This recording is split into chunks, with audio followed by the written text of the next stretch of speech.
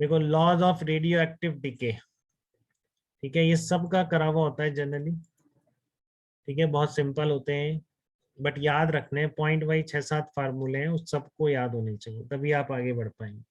तो देखो, in any radioactive sample at any instant number of nuclei undergoing decay per unit time is proportional to total number of nuclei in the sample at that time।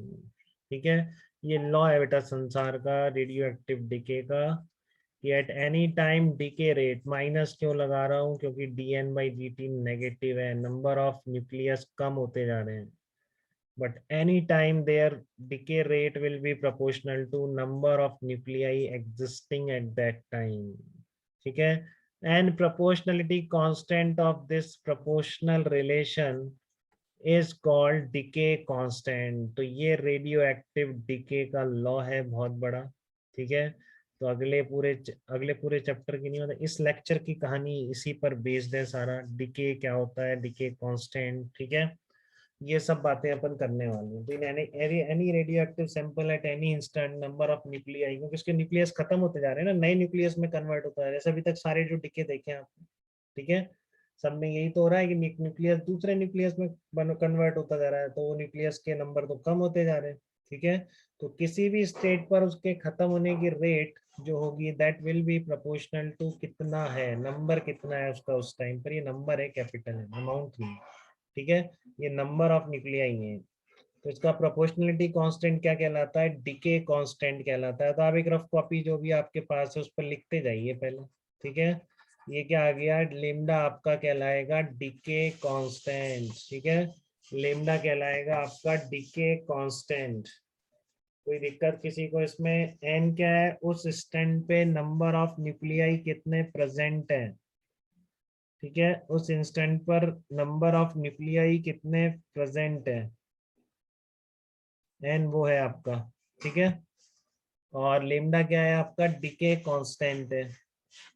तो कोई दिक्कत इसमें किसी को बेटा? पहली इक्वेशन क्लियर है बात? अब आपको इसमें निकालने number of nuclei at time t, if at t equal to 0 number of nuclei were n nought. अगर मान लो टी इक्वल टू 0 पर एन नॉट न्यूक्लियाई थे, ठीक है, तो किसी टी टाइम पर नंबर ऑफ न्यूक्लियाई कितने होंगे ये आपको निकालना है। तो क्या करेंगे, इस कैपिटल एन को इधर ले जाओ, डी टी को उधर ले जाओ, इस तरह से बन जाएगा minus d n upon n lambda d t. T equal to 0 पर मान लो एन नॉट है, तो टी टाइम पर क्या हो जाएंगे, कैपिटल एन मान ली, ठीक है, टी टाइम पर कैपिटल एन मान लिए, तो ये आ गया आपका minus l n n upon n nought is equal to lambda बाहर निकाल लिया, तो इंटीग्रेशन 0 से टी डी टी क्या हो जाएगा, टी आ जाएगा, ठीक है। तो n कितना आ गया आपका, n आ गया n nought e raise to power minus lambda t. Second equation याद रखने वाली, बिल्कुल नहीं भूलनी। Rate at any time decay rate किसके बराबर है, लेमडा इनटू कैपिटल एन के। At any time number of nuclei कितने होंगे, n is equal to n nought e raise to power minus lambda into T.